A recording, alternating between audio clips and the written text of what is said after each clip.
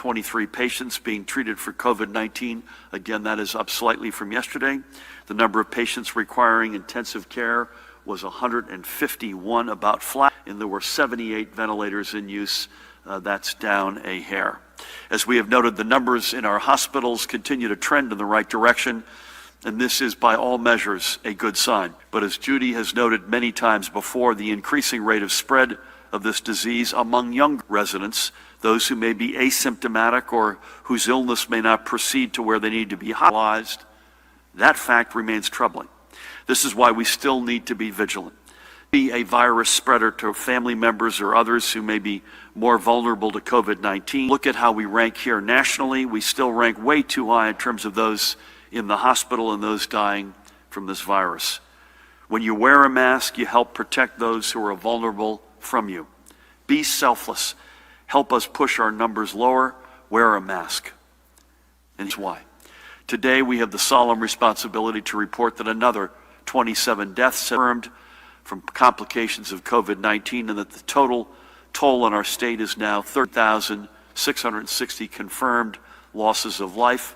The number of probable losses due to COVID-19 has been increased slightly to 1,974. And Judy will give more color, as we have begun to over the past week or so, on the deaths that we report in a given day, what the build-up to that looks like. Again, we are proud of the accuracy, and we, if anything else, are going to err on the side of being conservative on reporting these numbers. But Judy will give you some more color.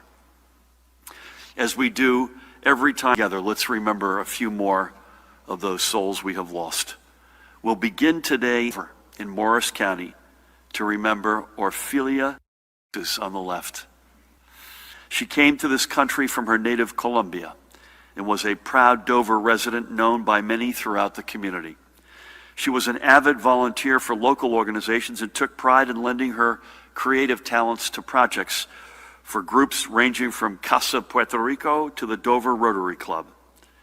But her greatest joys came at home, spending time with her husband of 37 years right there in front of you with her, Francisco, with whom I had the great honor of speaking, doing whatever she could to support her sons, David and Jason. And I had the great speaking with Jason as well yesterday, by the way, who works with great distinction at the U.S. Attorney's, as they all pursued their dreams, the boys at Seton Hall University, and built their careers.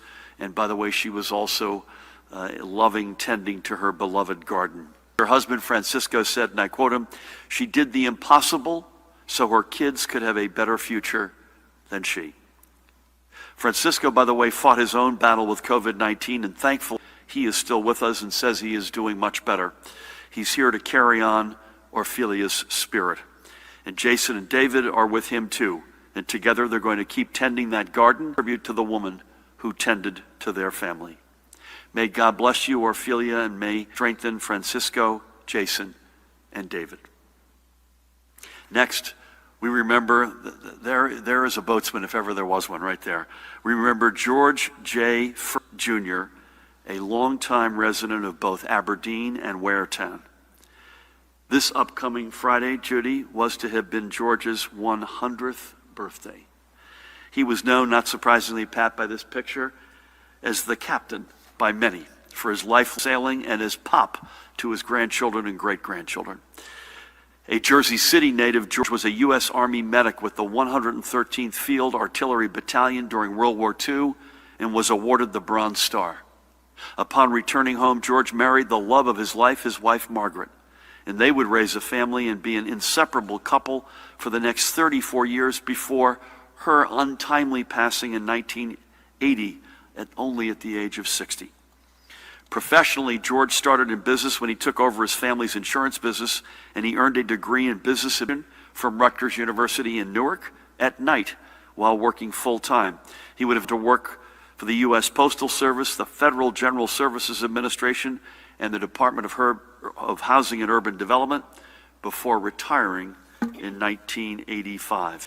Retirement, by the way, didn't slow George down, and he could often be found at the helm of his 33-foot Pearson sailboat until, by the way, the age of 95. George leaves behind his three children, George F., Lynn, Madeline, known as Lynn, and Karen, known as Kathy, and I had the great honor of speaking with Kathy yesterday, and their families, including 3 granddaughters and 5 great-grandchildren. He's also survived by his sister, Jane. A member of our greatest generation, and we're going to speak about several of them today. We thank George for his service to our nation, and we hope he has found a sea in which to keep sailing. God bless you, man. Finally today, we remember another of our World War II veterans, Carlton P. Penn Frost IV. He had turned 99 years old just a few weeks before he passed due to COVID-19. Carlton was born in New Hampshire. He grew up in Ridgewood and graduated from Montclair Academy before returning to New Hampshire to attend Dartmouth College, and graduated, by the way, in 3 years. He entered World War II as a second lieutenant in the United States Marine Corps, but his service was cut short when he was wounded by friendly fire during a bombing run, and he returned stateside to recuperate. With the war over, Carlton went back to Dartmouth to study at the Amos Tuck School of Business, and then joined his uncle, the architect Jens Larsen, as a draftsman. And for those who have visited the campus of University, Carlton was the person who designed the Bertrand Library cupola. After Carlton and his wife Ruth were married in 1947, they chose Bernie's Ho-Hocus as their home, and he changed careers to enter sales for Becton Dickinson. He coached youth football and baseball teams and helped leading packs of Cub Scouts and Boy Scouts. He leaves behind his daughter Lee, with whom I had the great honor of speaking, and his son Carlton, and their spouses, along with his 3 grandchildren, Sarah, David, and CP, 1 great-grandson, and a great-granddaughter who was to be born. Lee wanted me to make a point which I think is an important one. She works in the mental health field, and she said telehealth and the embracing of telehealth and what we've done to make that more accessible, available to folks has been a game changer. So Lee, thank you for you and everyone else who works in the field of mental health. What stories his almost-to-be-born great-granddaughter will be told of a life well lived. We thank Carlton for his service to our nation, his community, and God bless and watch over him. 3 more tremendous members of our New Jersey family lost to COVID-19. We say this so often, I think we say it probably every day, Judy, but Orphelia, George, and Carlton are reasons why we cannot be complacent. They are the reasons why we need to remain vigilant, to wear a mask, and to get tested. Imagine them as your family. Imagine being the one who spreads coronavirus to someone you love who is more to COVID-19 than you are. Imagine that. This is why we need to be smart and selfless. This is why you need to mask up when you leave the house. This is why we cannot open every indoor business. We know this virus is deadlier in close quarters and where crowds who aren't taking precautions seriously can more easily spread it. This is, in fact, who COVID-19 wants to latch onto for a free ride. Don't give in. Wear a mask, folks. Be smart. Do it for yourself. Do it for your family, your friends, your neighbor, your community, for all of us. Shifting gears, I have to say, last night yesterday kicked off, Pat, the Last Dance series of over 200 high school baseball teams, actually in a club mode, but in an extraordinary tournament that will culminate right here in Trenton on July 31st at 7 p.m. for the championship game. My son Sam and I a few innings of Red Bank Catholic against Long Branch. The spirit was incredible. The ball was really impressive, and that happened up and down our state. I want to give a shout out to my dear friend Paul Sarlo, Senate Budget Chair, but also one of the driving passions behind this and the manager of his own Wood Ridge baseball team. Next, I want to highlight another one of the small businesses who are making it through this crisis because of the lifelines that we've been proud to offer. Princeton's Monday Morning Balloon Company was established in 1988 by Georgianne and Kevin Vinicombe, taking their name from their initial service offering, providing fresh flower deliveries to corporate offices every Monday morning. But soon, increasing demand made Monday Morning Flowers a 7-day-a-week business. And today they have 8 employees who help deliver floral arrangements, gift baskets, and balloon bouquets to customers in more than 70 zip codes, Judy, across central Jersey, and I suspect that includes yours. Monday Morning Flowers remained open throughout the pandemic, fulfilling online orders and doing side pickup when feasible, but they're All right, guys, I'm going to interrupt him because I do see we do have the Houston mayor, Sylvester Turner, along with members of his official COVID-19 team live. I believe this press conference has been going on for a little bit, but we'll jump into it live. And then, of course, we can always bring you the full press conference later right here on News Now. It may even delay any sort of in-person schooling once we get into September and beyond. We talked about the importance of connectivity and the kids having devices because, I think what we understand and clearly understand right now is that even in a virtual remote learning experience, connectivity and devices are critically important so that our kids are left behind. Now, bear in mind, not all parents can homeschool, okay? And so we do have to make sure that kids' education is not predicated on the neighborhood or the zip code from which they come or the social economic status of their families. And I am hopeful that even this week, TEA and the state will be making an announcement on terms of dollars, I think over $1 billion that they have received from the feds for connectivity, that a substantial amount of those dollars will move forward to go to the school district for connectivity and for the devices. And that announcement, I'm hoping, will come in the next day or two in that regard. In addition, the city of Houston and even the county, we're looking at some of the dollars that we have received, CARES funding, to look at also into connectivity and devices. And then I certainly want to acknowledge the city council members, in this case, particularly Councilmember Carlos Cisneros, who's already provided funds for computers and other connective devices for their kids. And I know the other council members are also doing something similar. So we all recognize that there's a digital divide and that this coronavirus has even accentuated the divide that exists within our city, like in so many other cities. Councilwoman, is there anything else you want to mention about the providing the digital devices? Actually, this is not a new problem. It's something we've known about for the last 20 years, that there's a digital divide and the barriers that are faced. So when the mayor says has brought a lot of attention to that, it has. It's really shined a glaring light on this disparity, and I think it's really helped bring a whole lot of awareness and willingness and political will to step up and correct that. And we must correct that. We're not going to have the success that we really require unless there's more equity in this country. Thank you. Those are all the questions. I want to make it very clear as it relates to federal funds. The mayor is right. The larger amount of funds for education, particularly K through 12, is state funds.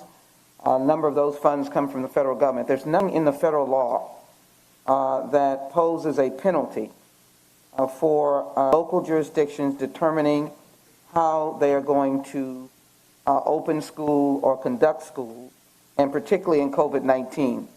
And so the Congress intends to pass unfettered federal dollars that can be utilized again for sanitizing schools, for reimbursing some of the extraordinary costs that they've had, and then, of course, direct dollars to the city and the county for expenses that they have already utilized and those they expect to come in the future. And those dollars will have basically no strings attached except for that they are COVID related. And that means that the mayor has the flexibility, all of the essential workers and public workers that we need to keep working. We don't want to see any diminishing of city services. That's the intent of the United States Congress, and we want those dollars to come. The only other point I would make, and I again don't want to step in the jurisdiction of Dr. Perch, but I've studied this, and I think something that we should be aware of is the infection percentage in terms of positive rates that shows that we're in a health crisis. And I think our positive rate has been 7%, it's going 8 and 9, and I think it's around 15% now of the positive rate. That makes a difference in how we treat stopping community spread and how we should act. And I guess I'm being redundant, but I happen to be a strong supporter of the mayor's views and the judge's views of a stay-at-home order. And I base that on some of the elements that we've just been about in order to stop community spread. And I further encourage those who are against it and have symptoms, please, we beg of you, not only to go home, but to self-quarantine away from your other family members if you can. And I think that's the challenge we have to ensure that people can do that. And then, of course, one of the things that is really our anchor for many of us is our faith. And I hope that we will lean on that at this time. Vice Mayor Pro Tem, you want to give us just some closing comments while we finish? Followed by Councilman Pollard. Thank you, Mayor. Just want to reiterate what we've all been saying, how important it is for us to mask up, to social distance, to get tested, and make sure that we are keeping our families safe. I do want to give a special thanks to everyone who is following the orders that we are putting forth. We will only get through this pandemic together, and we appreciate all of the efforts that everyone's taking. Again, if you need masks or you need some assistance, do not hesitate to call the council office. All of the council members are ready and willing to make sure Houstonians have what they need to get through this together. Councilman Pollard. Thank you, Mayor. I want to reiterate what everyone else has said. This is a behavior-driven virus. Like Dr. Persis said earlier, our actions are what's really going to dictate the outcome of this virus. So if we can do things like wear our masks, practice social distancing, practice proper hygiene, not gather in large groups, then we're going to be able to get back to normal much sooner. And so I implore everybody to please watch your actions. I know these masks are uncomfortable, but it would be much more uncomfortable for you to be in a hospital, okay? So remember that this is a behavior-driven virus, and if we work together, we can get back to normal very quickly. Thank you. I think that should do it. I'll do the Spanish a little bit later. I can do that when we're not here.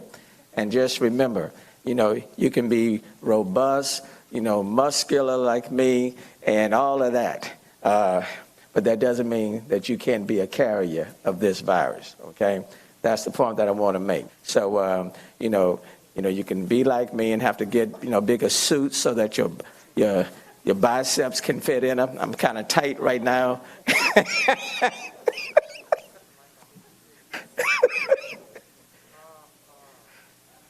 But every now, these are serious moments. But let me tell you, we'll only get through it if we take a deep breath and exhale. And even in the midst of a crisis, we still have to have our peace of mind. All right? So let's move forward. Let's move forward together, and we'll get it done. Okay? Hashtag Houston Strong. Thank you so very much. Thank you, Congresswoman. We need about we need a lot more money for rental assistance. Thank you. All right, so once again, bringing that tail end of the press conference here in Houston. As I mentioned, we always like to go to live events. And speaking of live, let's just head over to the map and just take a look at these numbers, because we do know that we have unfortunately lost more than 136,000 here in the United States from COVID-19. This number is what how many are being reported as positive cases in the U.S., that 3.4 million. And if you were wondering, of that number, we do have a lot of people who are in hospitals. So I know that's one problem. I just saw a story talking about more nurses and help coming to Arizona's way, but Florida and many other states have also had many people hospitalized from COVID-19. So obviously the number one state, I'm going to read you the top 5 that have hospitalizations from coronavirus. Obviously New York's going to be one just because of the fact that they do have such a huge population in their state. So they do have more than 89,000 people who've been hospitalized because of coronavirus. In New Jersey, they've had more than 20,000 hospitalized. And then number 3 is Florida. Now, Florida has just become one of those epicenters, and they have more than 19,200 in the hospital right now. State of Georgia has more than 13,600 who are hospitalized, and Massachusetts rounds up that top 5 with 11,625 who are hospitalized. So everyone's obviously handling their own COVID differently. If your state has opened up some items, some people still choosing to stay home during this time. Our Arizona governor here has definitely talked about how many of the people are much more safe at home. He has shut down some items, and if you do want to get caught up on the latest of COVID-19 in the state of AZ, all you have to do is head on over to fox10phoenix.com. But when we went to that live press conference with Houston, we were in the middle of our New Jersey one that had happened earlier today. So I'm going to jump back into that for you and bring that to you right here on our News Now stream. When feasible, but their ability to remain open was always a concern. The Federal Paycheck Protection Program, or the PPP, offered some assistance, but Georgianne and Kevin were still left with many expenses PPP funds could not cover. Thankfully, they learned of their eligibility for 2 grants from New Jersey's Economic Development Authority, and they were able to meet overhead, pay their insurance, or additional expenses. Monday Morning Flowers doors are open today, and they remain busy fulfilling customer orders. For a business that delivers happiness, we need them a little bit more today than ever before. So to you, Georgianne and Kevin and your entire team, thank you for remaining optimistic about our future, and thank you for continuing to be a leader in Princeton's small business community. Now, before I close, I want to talk about 3 other members of the greatest generation, one of whom is still with us, and 2 of whom have passed. To the best of my knowledge, neither from COVID. First one, I just learned this morning that the father-in-law of Assemblywoman and friend Pam Lampett passed. Gordon C. Lampett. She and I have been going back and forth talking about her father-in-law and the inability for so long for folks to visit, where we had no choice. And Judy, just before Father's Day for the long-term care, you were able to offer that outdoor opportunity. Her father-in-law, Gordon Lampett, was a veteran of not 1, not 2, but 3 different American wars: World War II, Korean War, and Vietnam. And there are not many folks who can say that. And she lost her mother-in-law, by the way, only a few months ago. So Pam, to you and your husband and your family, God bless your father-in-law. We get another story, and this one I want to pull up, just happened yesterday. So yesterday was Bastille Day. It was also Sheila Oliver's birthday. Happy belated birthday, Sheila Oliver. Pastor Ronald, by the way, also his 45th in Newark. And we're also joined today by Jared Maples, Director of the Office of Homeland Security and Preparedness, who had a birthday last week, but not yesterday. But yesterday's Bastille Day. So I reached out to both the French ambassador as well as their consul general in New York. Lo and behold, their Consul General Anne-Claire Legendre, who will be leaving her post in August, both raised flags, the French and American flags, with Jersey City Mayor Steve Fulop, and then took a very special mission down to Ocean City, where she, again yesterday on the basis of Bastille Day, Francis McCormick, a Chevalier Knight of France's Legion of Honor, for his exceptional deeds for the French Republic. And there is Francis being pinned by Anne-Claire, a member of the French military there on the left.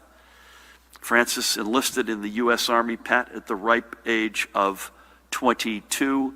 We take our hat off to him and him as we do Gordon Lampett for their service to our nation. And Francis, if you or your family are watching, I hope we get a chance to give a socially distant but apropos greeting sometime this summer on the boardwalk in Ocean City.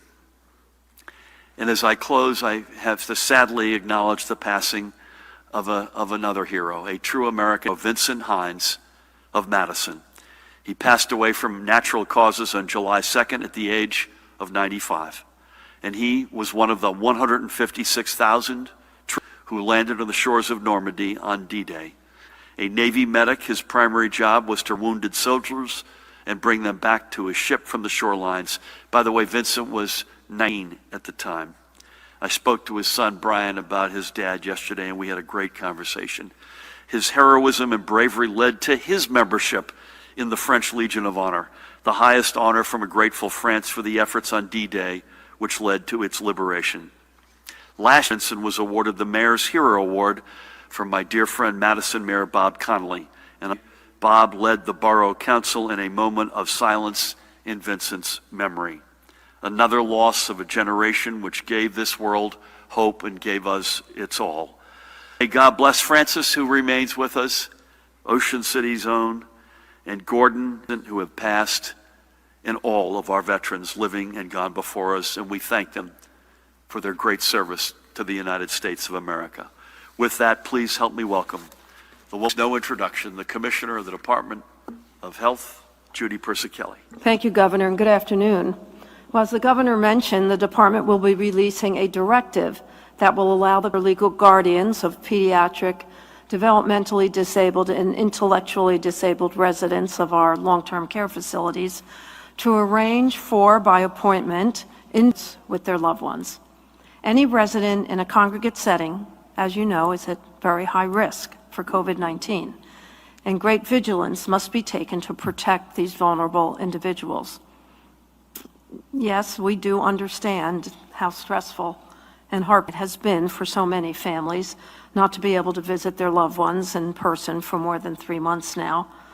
Reuniting families, particularly in pediatric long-term care facilities, is a critical step for the mental, physical, social, and emotional well-being of these children, but we need to be vigilant.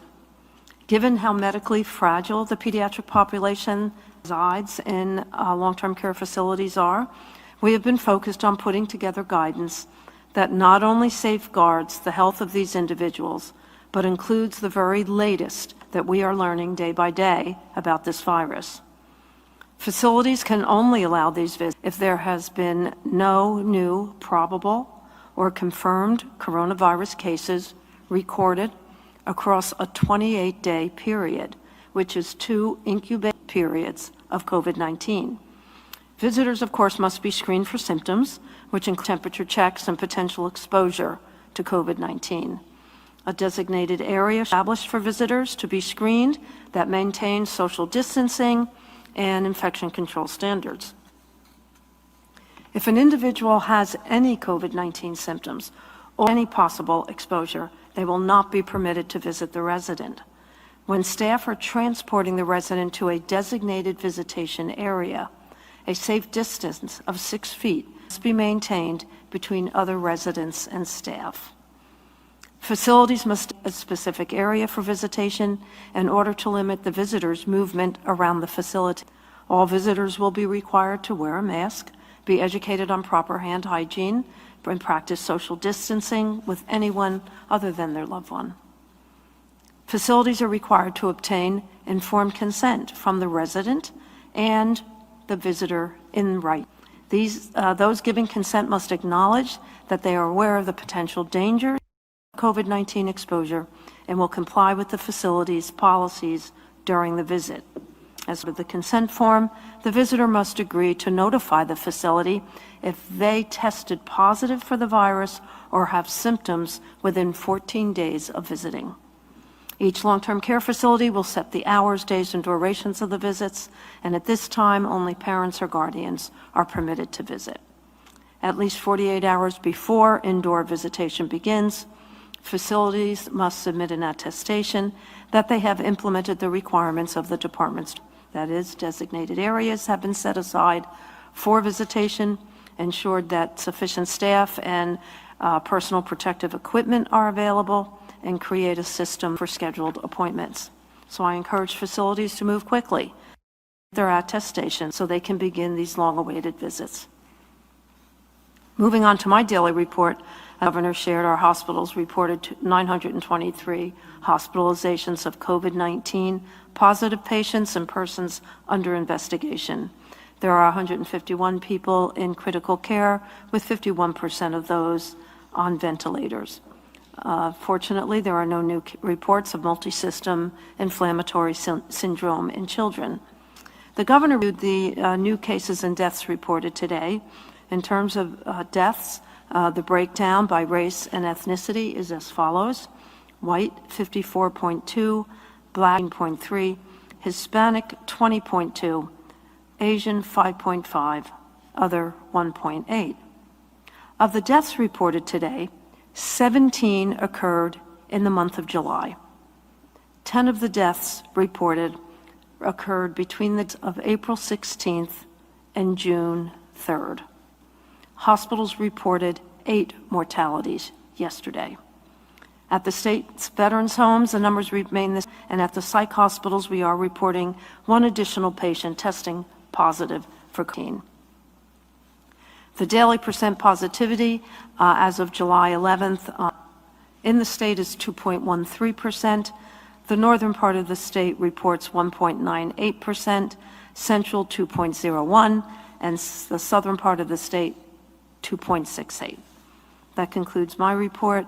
Stay connected, stay safe, stay healthy, get tested, and mask up. Thank you. Judy, thank you, first of all. Not necessarily every day these days, but most days you and I are in touch with, in fact, you are every day, and I'm most days in touch with our hospital systems. And they're in a world of a far better world than they were in, obviously, right? I mean, the numbers are a fraction of what they were. But it has to be said that we are still, plus or minus 300 to 400 new cases a day, and hospitalizations are 1,000, but they're still staying plus or minus 900. And so, any observation on that? Yeah, I think to talk about the hospitalizations, we spoke yesterday about the turnaround testing. And the longer the turnaround time in testing, patients that are coming into the hospital, perhaps with a heart attack or appendicitis, are identified as persons under investigation, because everyone will get tested. So if we look at the persons under investigation versus those that actually end up to be a confirmed COVID-19, it's about a 20 to 30% conversion rate. Yep. So we may start reporting the discharges of COVID positive, and that will show you the difference. But I want to make it clear that everyone coming into a hospital now is considered a person under investigation until proven otherwise. And the proof is going to be through a test. A test, firm test. Positive or negative. Thank you for that. I want to give a shout out. He's not watching, by the way, but my fellow governor, Oklahoma Governor Kevin Stitt, just reported, came out an hour or so ago. I think Mahan tested positive for coronavirus. He's a good guy. He's got a great family, so he is in our prayers. I think he's the first American governor to have tested positive. So keep Kevin in your prayers. Pat, we missed you. We've kept you and Linda in our prayers, and we'll continue to do so. One of the back and forths that you and I and Judy have had is that on the COVID side, too much or graduation or other party activities that have led to flare-ups. We talked about Westfield, Red Bank, Regional canceled their graduation. Another community canceled their participation in the last dance. I think it might have been Manasquan, but so that's on the COVID side. But you and I have also talked about we're not immune to what we're seeing around the country in terms of this lethal cocktail of being pent up, whether trying to undo the stain of racism, folks trying to come to grips with community and police relations. There's a lot of non-COVID violence everywhere, and it seems like everywhere in the country, and we're not immune to that. So any thoughts you have on that front? That's right. Thank you, Governor. Yes, It's troubling to report. I met with the ROC commander this morning with regard to shootings in New Jersey. We had 39 victims of shootings in this one past week alone, with 13 of those succumbing to their injuries and passed away. Since the year to date, we're up 19% in shooting murder victims to last year. So at this point, last year was 84. Sitting here today, we're at 100 shooting murder victims. And we continue. We have phenomenal relationships with our federal, state, county, and local partners. And we're certainly concerned about it, Governor, because we're seeing way too many shootings, and the likelihood of it continuing through the warrants gives us a tremendous amount of concern. I mean, as we said, the cocktail could not be more challenging. You've got gobs of people out of work. You've got small businesses that have been crushed. Judy, you've got the mental health challenges gone with the physical pandemic reality. You've got hot weather. You've got George Floyd's killing and all that has gone with that. That's almost an unprecedented combination of factors. That's right. Other than those knucklehead indoor parties that young folks are having, anything on the compliance front of note on There COVID? wasn't. I was glad to note that there was any EO violations reported last night, which was good news.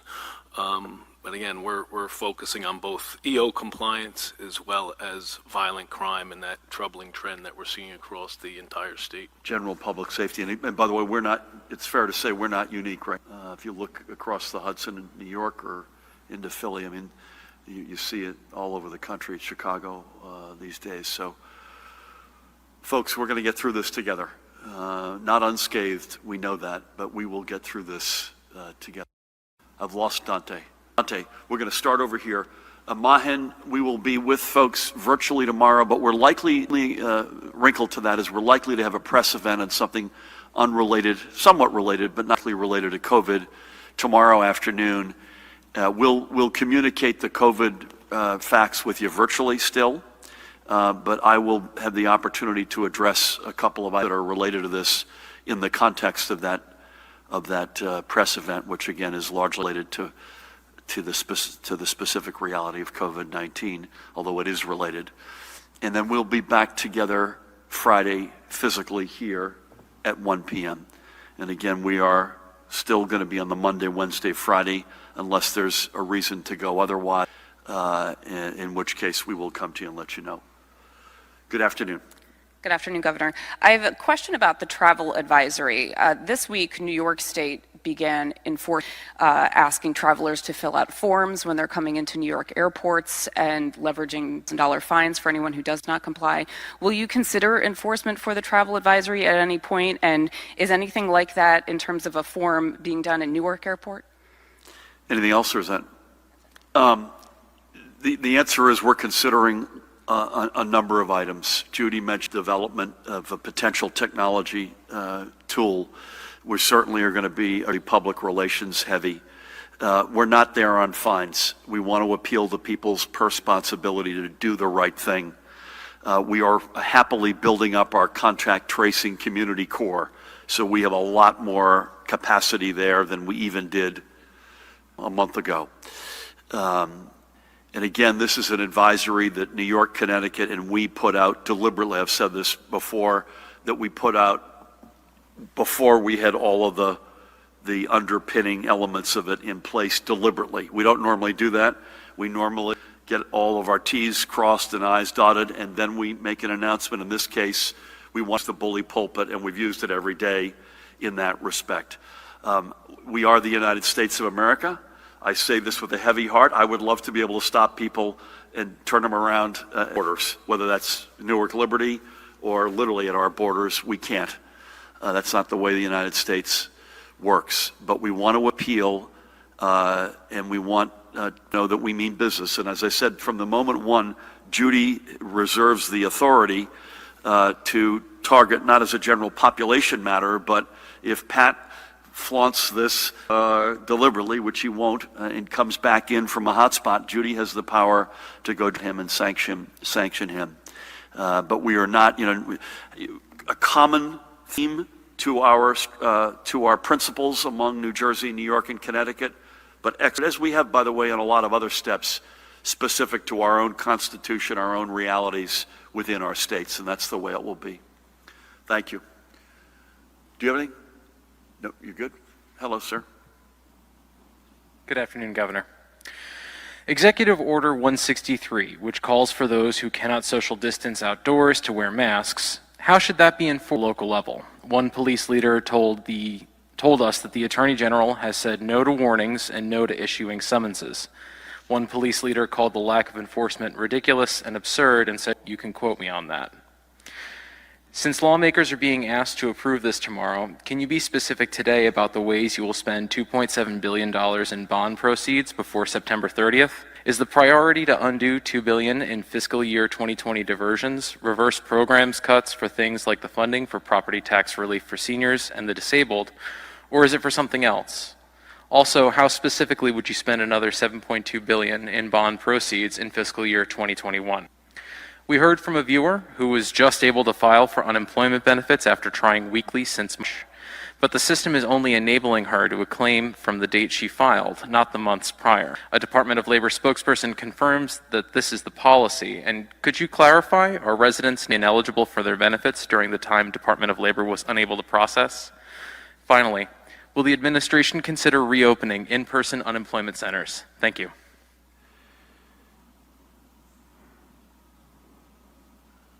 We haven't, I'll start on the back. I'll speak for myself, been a part of any discussion on opening in the in-person unemployment centers. Does not mean that we won't at some point, but we have no news on that front.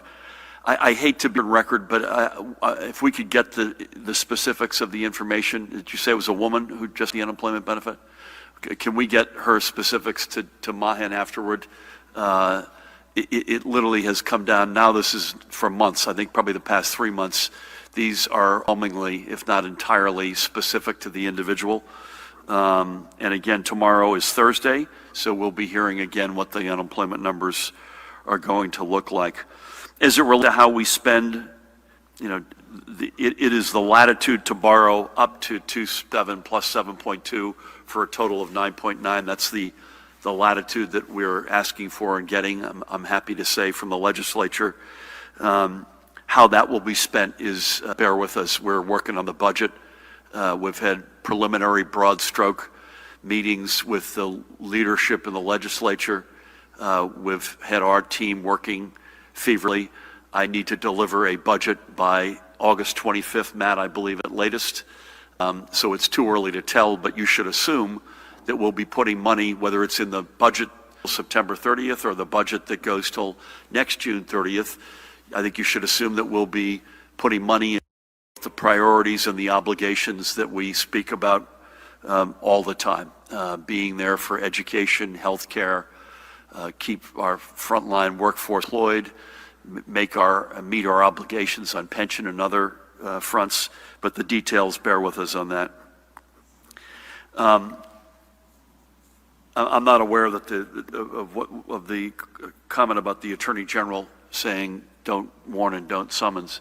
Here is I'll give you two ends of the spectrum on being outside. And Judy or Tina see this differently, jump in.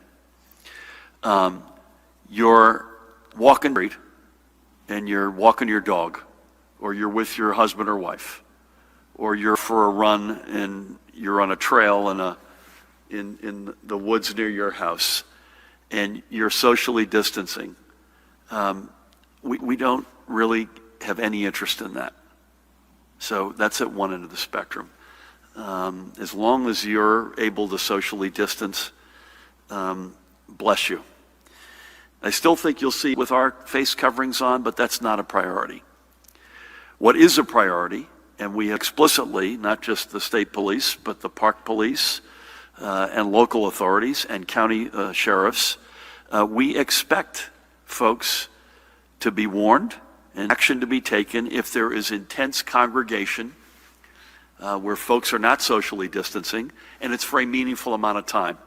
You're lined up to get a slice of pizza, you're on top of each other, and you're not wearing your face covering. That's not a good look. That's not smart. That's not a good thing for public. So that's the sort of other end of the spectrum. I mentioned I went to one of the Last Dance games last night. I'd say mixed of compliance on face coverings. But in fairness, for the most part, I can't say this completely, the bulk of the folks who weren't wearing face coverings were also not on each other. So more compliance, Judy, but not where it needs to be. I don't want people to think it's on an absolute scale where it needs to be. We need to see a lot more of these in New Jersey if we don't want to start looking like Florida and Arizona and Texas right now. It is clearly better, and it's clearly more compliance when you're seeing folks on top of each other, not where it needs to be. And that has to be, it's hard, I admit that, but it has to be enforced. And we need, by the way, whether it's members of law, elected officials, faith leaders, community leaders, they need to lead by example and wear face coverings themselves, not just for their own safety, but to make a statement for the rest of us. Thank you. Do you have anything, sir? You good? Good afternoon. Good afternoon. Thank you, Governor. Just clarification first from Colonel Callahan. The 19% increase in shootings, is that all shootings, fatal shootings? The shootings overall are up 3% year to date, which the difference from 23 to 39, 538 to 553 year to date, but the shooting murders are up 19%. All right, thank you. And I just have a couple questions on the travel advisory.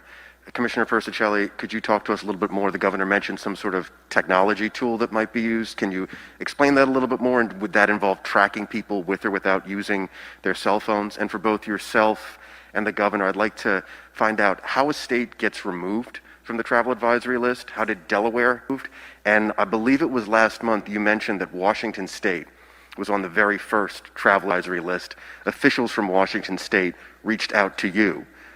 Were they complaining? Did they give you new information? Why was Washington State removed? And is it as simple as a state can get removed from the travel advisory list if they complain to you?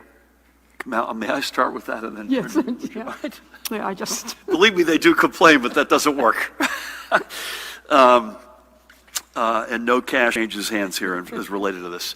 All kidding aside, the benchmarks are quite clear, and it's a rolling 7-day average. It's that simple. It's math. It is, Judy, help me if I get this wrong, more than 10 new cases per 100,000 residents, and more than 10% spot positivity rate. So we're reporting today 2.13. If that were above 10, and it was consistently on a rolling 7-day average. I believe Washington did highlight that the data was not accurate for them. It was opposed to they went below it. They claimed that they were already below it, and I think New York, Connecticut, New Jersey were satisfied that they were. And Delaware, not surprisingly, weren't happy to be on it. We didn't do anything about that, but they're not down. And frankly, the fact of the matter is, again, I hope we're not in this place again.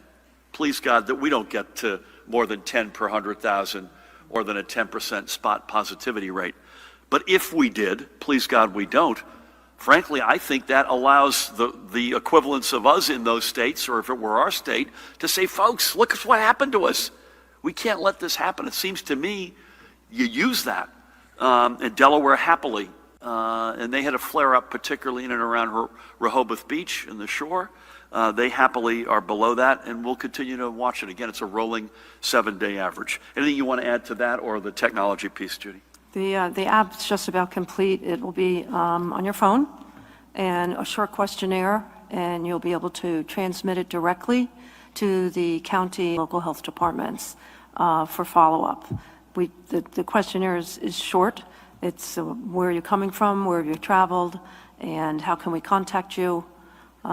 So we hope to roll that out, if not by the end of this week, beginning of next week. This is, as you can imagine, these are not rolling off a log things. So, thank you.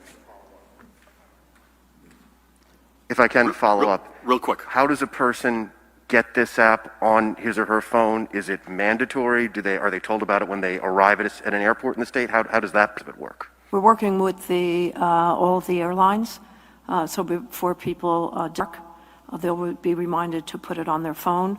As the governor shared, we're really focusing on personal accountability at this point in time. We'll see how it goes. To be determined on the details. Thank you for that. Dustin, good afternoon. Good afternoon. How quickly do you anticipate signing the bonding bill if you get it from the legislature on Thursday? What about the bill? Think it will survive the impending legal challenge from Republicans? We've heard there's a possibility of youth sports being shut down again. Can you confirm or dispel What that being rumor? shut? Youth sports. Okay. Our hospitals in New Jersey reporting coronavirus data to the CDC that will now go to Health and Human Services, and do you have any concerns about that change planned by the Trump administration? And so far in the pandemic, you have approved the open records law that effectively gives custodians license to delay requests for weeks or months. Legislature rushed through the stopgap budget bill, which you signed. The public has no say in the $10 bonding bill, and your office has declined to release records backing up costs for savings with the CWA and certain details about your task forces and recovery panels. Do you think the public deserves more transparency from state government, especially in a pandemic? And are you living up to your own values on transparency in government? Thanks. On the first one, was that how quickly do we think we'll get bonding? The legislature is to approve that bill tomorrow and send it to your desk. I'm just wondering how soon you may plan to sign it, assuming you will.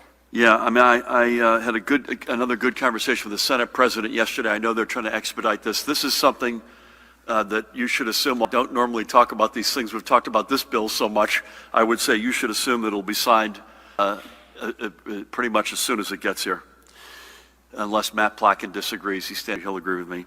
No comment on the legal challenge. I'm not a lawyer, number one, and number two, I wouldn't comment on it anyway, but I would just say two general statements. We wouldn't attach our name to something if we thought it was not completely constitutional and legal. And second, this is not a comment about legality, but it's a comment on what's your plan B, folks out there? What else do you think we should be doing? I mean, it's just ridiculous, the absence of viable alternative public policy from folks who are whining us. So I know nothing about pulling back on youth sports. Matt, you agree? Judy, you agree? In fact, I was out there. I've been a spectator at, by the end of the week, 2 soccer matches and a baseball game, and I hope some more. I need you to go back, Dante. I don't understand the hospital CDC question. The Trump administration is changing how the data is collected at the federal level, where the hospitals, most of them send the coronavirus data to the CDC. Now that's being brought under Health and Human Services, which is basically taking it out of career bureaucrats based in science and moving it into a political realm. I mean, it's first, I'm not sure I was aware of that, but I would hope we'll continue to send our number as well to the CDC. In other words, if there's an extra burden of requests to send to the Health and Human Services, I assume, Judy, the hospital systems will comply, but they need to continue to sending their data to the CDC. I will use this opportunity that the politicization of this is bad for public health. And so when folks start to, that doesn't mean people are infallible or that every system and every process is always right. But this attacking of Tony Fauci, who has dedicated his life to things like AIDS and Ebola, and now to coronavirus and COVID-19, and folks trying to politicize wearing a mask, when we know the science tells us that keeps more people alive. I wasn't aware, Dustin, of that shift. And by the way, I'm not trying to damn HHS, because we've got very good relations there, and they've been really helpful to us. I think of Admiral Giroir is there, and Alex Azar there, et cetera. But if there's a sense that there's some politicization of the data or more broadly of this pandemic, I think at the end of the day, all you get of the vision, which is the last thing we need in this country, all you get is more people who are dead. And that's the very last thing we need. Dustin, I think if you were to replay a tape of your last question, you could have put that into Soviet Union 1975. It sounds like we don't show anything. I mean, we take all that stuff seriously. If I wish we had had more luxury and more time on the clock on a budget. In fact, we've put forward an ethics package, which I would love to see put in place immediately, which is that every bill has to have at least, now was it 72 hours of public exposure? We do believe in transparency. We take every one of these requests for information seriously, one at a time. As you can imagine, we're overwhelmed with them. And so our style is to be transparent as much as we can be. But there is a reality here that the clock is very, a lot of this stuff, that we've got a lot more demand for that sort of information than we have the ability and manpower to deliver it on a timely basis. But that doesn't mean we've changed our stripes in terms of our belief in transparency and good government and governance. And I want to once again give a shout out to an ethics package which we'd love to see get enacted. So thank you for that. Matt, how are you? Doing well, thank you. Governor, how well stocked is the state on PPE for nursing homes and hospitals? Does the state have sufficient amount to dole out to these institutions in the event of an uptick in an outbreak? Regarding these mini outbreaks we're seeing in places you mentioned like Westfield, Manasquan, and at Red Bank Regional High School, are you rethinking allowing these outdoor stations? And what have you learned from contact tracing related to those outbreaks? And on contact tracing, can you give us any concrete examples of success stories from tracing that has helped isolate and contain local outbreak? Privacy matters, notwithstanding. Yep. And just lastly, on Department of Labor, you said that, it's opening up the offices isn't something that you've discussed. I'm curious, given the backlog that we're still hearing about from people that haven't continued to not be able to speak to anybody in a couple of months, is it something that you'll actively discuss? And just lastly, if not in-person meetings for these folks, is there anything else that can be done right now to help the backlog? All good. Pat, I said in your absence, and Judy was my witness, I can't remember if it was Tina or Ed, it might have been on days and perhaps both of you, that you all are working on a plan for hospital systems, for long-term care to require the operators, for counties, for essential places of work to have days, 30, 60, 90 days of capacity. But that I said that as far as I knew, the PPE is coming in and we're sending it right back out again, that we're still not where we need to be. Is that a fair assessment? That is still the case, and I just remind everybody that very first resource request we made of FEMA, which might have been in the first week of March, still are delivering on that, and it's probably going to be months before they could.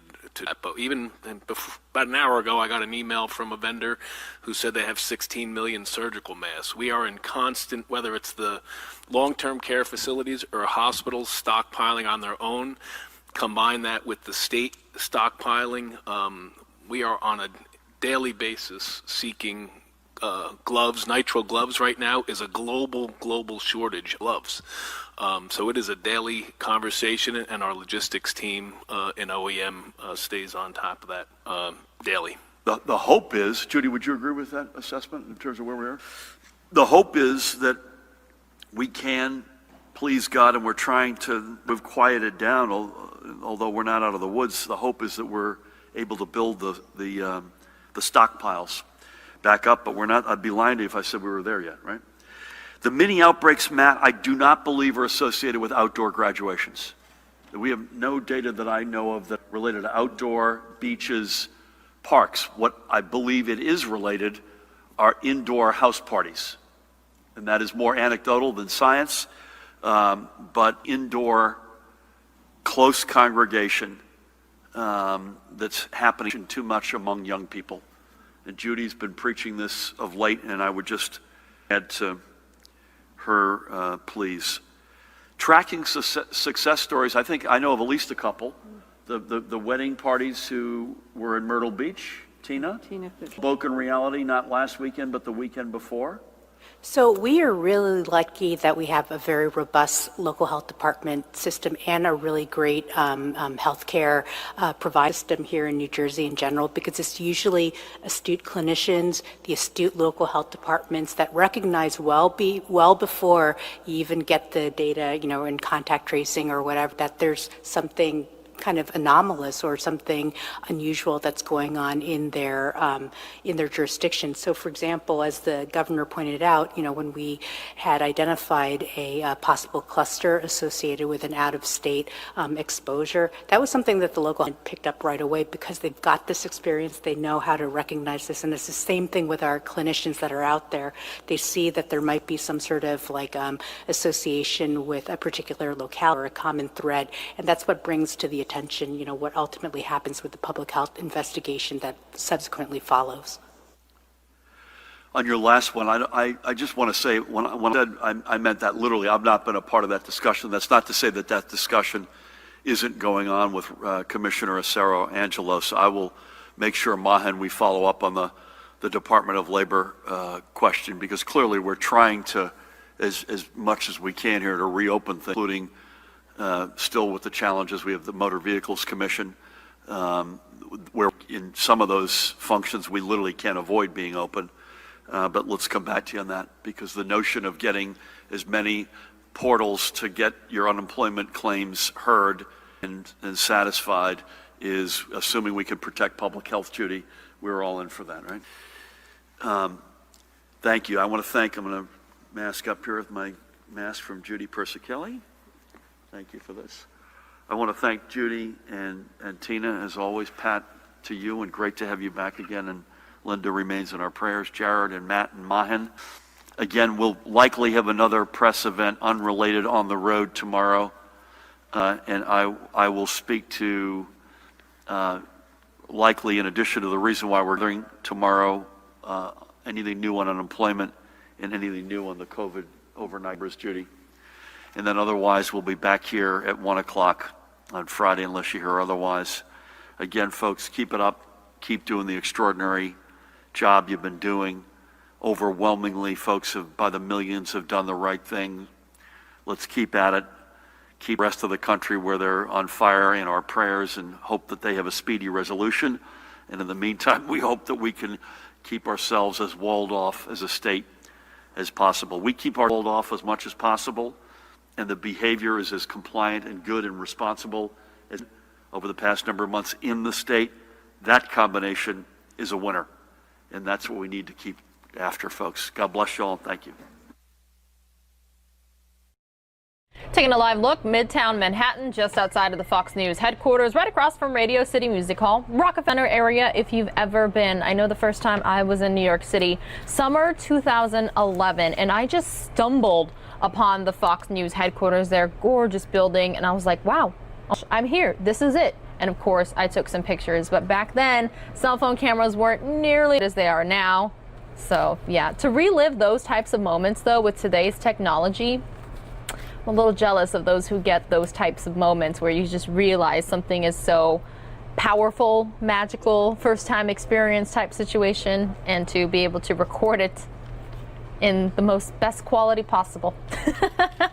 Happy Wednesday, everybody. Happy Hump Day. Pilar Arias here. I hope you're having a great day, great week. Lots to be thankful for, right? Health for one, for those of us who are healthy, and certainly thinking about those who are not just those who have fallen ill to COVID-19, but other ailments as well. Hey, believe it or not, we're essentially halfway through the month of July. Just so happy, my favorite month. I can't believe it's July 15th. Already. I just feel like it's flying by, but in some ways that's good, because a lot of people are already hoping this year would just be over and the pandemic would be over and we can move on with our lives. But until then, you know that you can count on all of your breaking news, all your coronavirus updates here on coronavirusnow.com and on the News Now YouTube page. So again, thank you for being here. You got me and Christy for the rest of the evening. Mike Pace returns tomorrow, the News Now host. By the way, I always say this. Me, Mike, and Christy, we're all on social media, right? So you can always get in touch with us when we're not streaming, even though we are 24/7 on coronavirusnow.com. But on Twitter, we're on Instagram, we're on Facebook. Essentially, if you just Google our names, you'll find us, right? And I'm saying this because Christy just put out a really cool tweet, something that we got thanks to all of you who are currently watching. So if you want to see what it is, just go look for Christy on Twitter. If you don't happen to follow Christy on Twitter, please do. That's a good idea. But if you follow me on Twitter, I retweeted it. So all you have to do is go search for @Pilar, Pilar, FOX10, that's Fox 10, and you'll be able to find my page. And then I also retweeted her tweet. So you can see the gift that we got thanks to all of you. And there's currently 718 of you watching on YouTube. So again, thank you, thank you, thank you. We really appreciate it. Next, we're going to head out to Detroit, Michigan, where their city mayor had an update, coronavirus related, earlier today. Okay.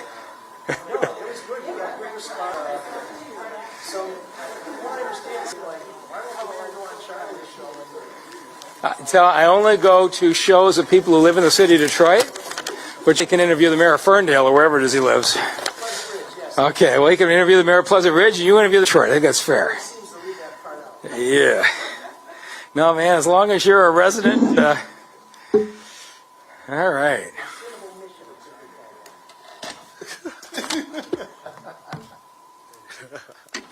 Well, good afternoon. Tonight, the governor's moratorium on eviction is going to come to an end, and we know there's a significant backlog at the 36th district of legal proceedings. And we are going to do everything we can to slow the onrush.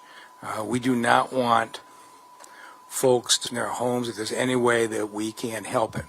And so today, we're really pleased that another $6 million in tenant assistance has been added to the funds, bringing to $11 million with the support of the governor and the state legislature, with the HAND Network, with Southwest Counseling Solutions, and the Department of Housing and Revitalization.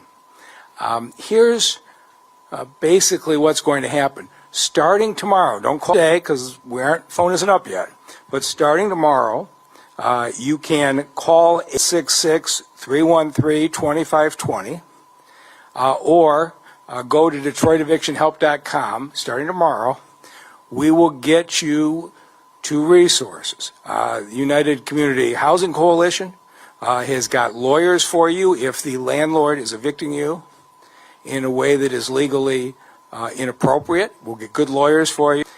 You do have to pay what you can afford to pay, but there are also programs that will help pay off parts of your back rent, because the landlords, we can't just say to the landlords, you stay in the house and they don't get any rent. Many of these landlords have got mortgage payments, they've got their own responsibilities. So we don't solve this problem by just stopping payments to landlords, but we've got assistance that can help make those payments to the landlords, help you deal with your arrearage so that you can stay in those houses.